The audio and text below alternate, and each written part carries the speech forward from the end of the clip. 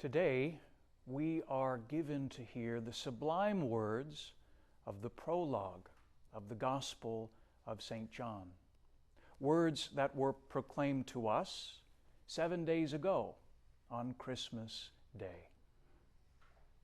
Today, December 31st, is the last day of 2019. And on this last day of the year, many of us are drawn to reflect on the year that has just passed. And these beautiful words from St. John's Gospel help us as we survey the past 365 days and look forward to 2020. John tells us that the light, Jesus among us, shines in the darkness, and the darkness has not overcome it.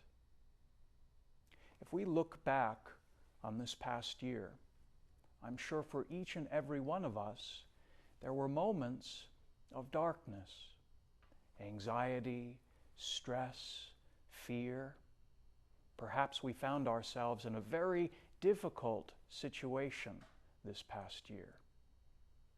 But we are standing here today because Christ's light shone in that darkness.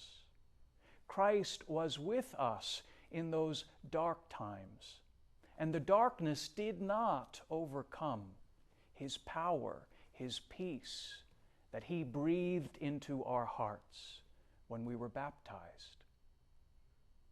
As Christians, we, like St. John the Baptist, are called to testify to the light that Christ has given us. But in order to testify to that light, we first have to recognize it. And sometimes it's only by looking backward into our past, through our faculty of memory, that we see the light that was shining to us and we didn't even know it. Today, we give thanks for all the many graces, the many interventions of God in this past year. And we are called to give testimony to what God has done for us.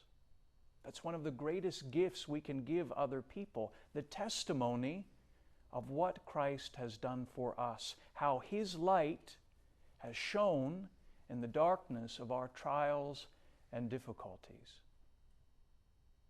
We take this look backward on this last day of the year, not just for the sake of walking down memory lane, but for the sake of beginning afresh tomorrow, the first day of the new year, a day we spend with Mary, the Mother of God, the Mother of new beginnings, the new beginning for creation and the new beginning for each one of us. Just as God was so powerfully with us this past year, in hope we know He will be powerfully with us in the coming year. Again, St. John tells us that from Christ's fullness we have received grace after grace. There are more graces to come in 2020. There is more fullness of Christ to experience in our hearts, in our world to come. May we, thankful for past mercies, walk boldly into the future. May we, thankful for all that God has done for us in 2019, look with faith and confidence on 2020.